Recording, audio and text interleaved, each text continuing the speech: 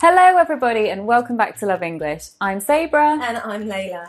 And these videos have been a little bit special as they are part of a series, The 12 Days of Love English at Christmas. And today we are talking about New Year's resolutions. Dun dun dun.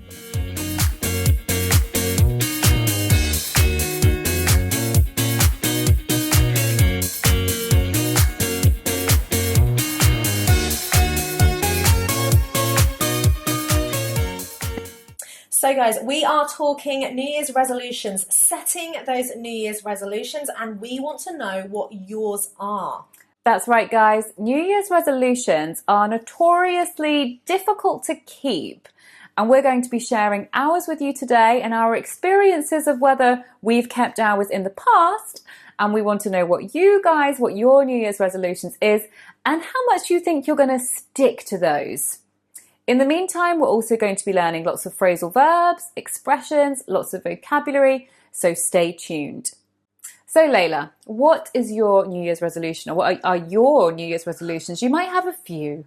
I probably should have a few. At the moment, I definitely have one, and I think it's a really common one. I think it's up there in the top 10 common New Year's resolutions. It's just basically to be a bit more healthy, Okay. to eat healthier. So I really need to cut down on sugar.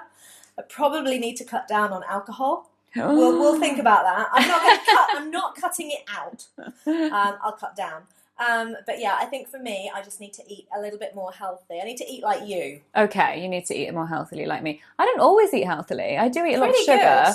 See, mine is actually in the same area. Mine is to do more sports, do more exercise. Yeah. I do a lot of walking. I do a lot of You're yoga. quite active. Yeah, but I never get my heart rate going. They say that you need to do cardio, don't you? You need to do running or swimming. So I need to do that. Yeah, something like that. I probably do as well. I think one of my Christmas presents this year is going to be health related. Is so that it? would probably help me. Oh, from who? From Francesco, hubby? yeah. Ah. Yeah. What, is he going to give you a gym membership for the year? No, thank God. But something along That those would lines. not be a good present, would it? If you don't want to join a gym and somebody gets you a gym membership for the year, that would not be fun. No, something health related. So yeah, definitely a little bit healthier. Right, okay. Mm-hmm. What about learning Italian, Leila? Oh no, you're just adding to the list. Yes, improving my Italian, especially as I'm going to be in Italy. I am in Italy right now. I should be. Yeah. She's here, but she's there. It's here all and there. very mysterious. Yeah, if you check out on Instagram, you'll find me in Italy. But yeah, so learning Italian, definitely improving my Italian. Yes, It's been I on think the you list should for do years, that. but I think that really should come up higher, even more so than eating healthily.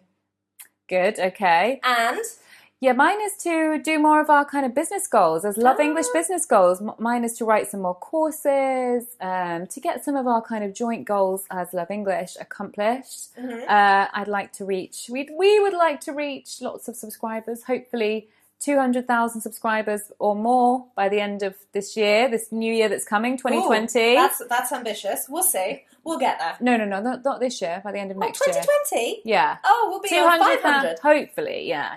200. We can do better Yeah, than that. we can do better. Hopefully it's going to be 250, 300. Yeah. So yeah, mine are kind of business related, a little bit health related. But the thing with New Year's resolutions is that people don't always keep to them. They don't always manage to achieve their New Year's resolutions. And I was reading a little bit about why this could be.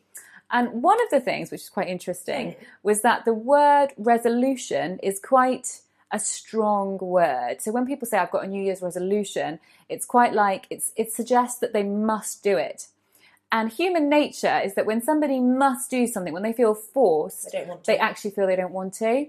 So a lot of people, they have their New Year's resolutions as nice goals, but they feel a little bit too forced to do those things. And actually some of their New Year's resolutions, they don't really want to do. They just feel they should do. So it's doing what you really want to do, not what you feel other people think you should do. Exactly. Do something that you know is much more kind of realistic for you. Yeah, that makes sense. Very good advice. You're very wise today.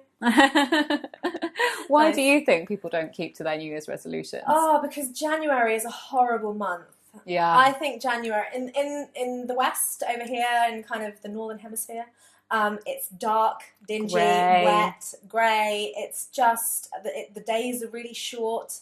So, of course, you need to have a drink or eat some chocolate to cheer yourself up. I think it's a bad time. I think you should have New Year's resolutions in like May or June. Yeah, you're so right. Yeah, good advice as well. Yeah, January, there's like this post-Christmas, so post kind of festive season blues or lull, where you just feel a bit depressed and you've had to go back to work, the holiday's over. There's nothing to look forward to. What is to look forward to? No. You've got Valentine's. Pancake Day. If you're trying to lose weight, that's probably not good to look forward to.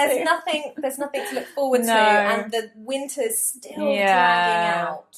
And it is, as Leila said, it is very dark grey here in England in January, and people can feel quite depressed.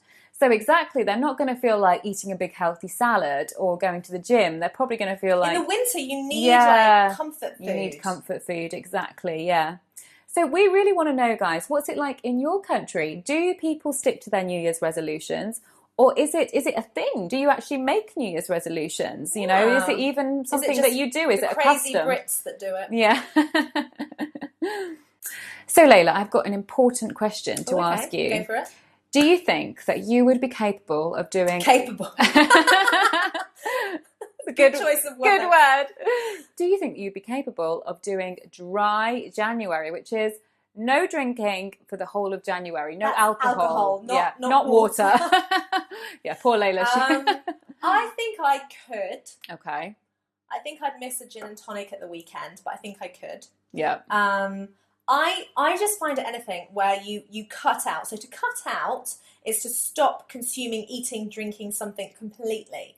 And I almost think that, like you're saying about having realistic goals, it's not necessarily about cutting out, but cutting down. So reducing your consumption. Yeah. So I could definitely cut down, but when someone tells me to cut something out, I'm just like, why? It feels too extreme. It's extreme. Yeah. Yeah. So perhaps reducing is better. I mean, they say that with healthy eating. They say don't stop eating all the burgers and all the chocolate, because then when you do eat it, you're going to absolutely binge on it. You know, you're going to eat a lot at one time, or do anything at one time. Yeah. You know, a lot of anything in one period of time. So like binge watching, for example, binge watching Netflix.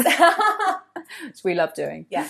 So probably you're right. It's better to reduce rather than say, I am not going to drink for the whole of January. I think why people do it is that it gets them into a different mindset. So it gets them thinking in a better, healthier way. Yeah. And it does take a lot of kind of motivation and kind of, what's the word I'm looking for?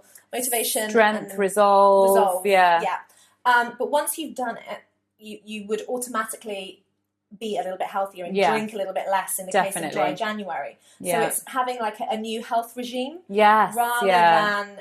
Yeah, it's resetting the clock, isn't it? And that is the nice thing about January, or it should be, is that it's a chance to start the year off on the right foot. So it's a chance to sort of start things again. As Leila said, reset, a fresh start. You can wipe the previous year away, all the bad habits are gone. It's a chance to have a new beginning.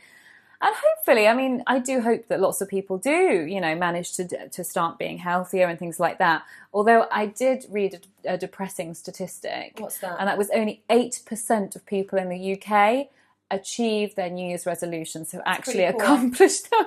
That is pretty cool. 25%, so only 25% managed to stick to them in January. Stick to means keep them, even in January. So I think a lot of people think, right, I'm going to not have a drink for 2 weeks, or I'm going to cut down, but then by the third week of January, the wine is open. Bad day at work. Yeah. Argument with your mum. You've been there, Leila. Oh yeah, too many times.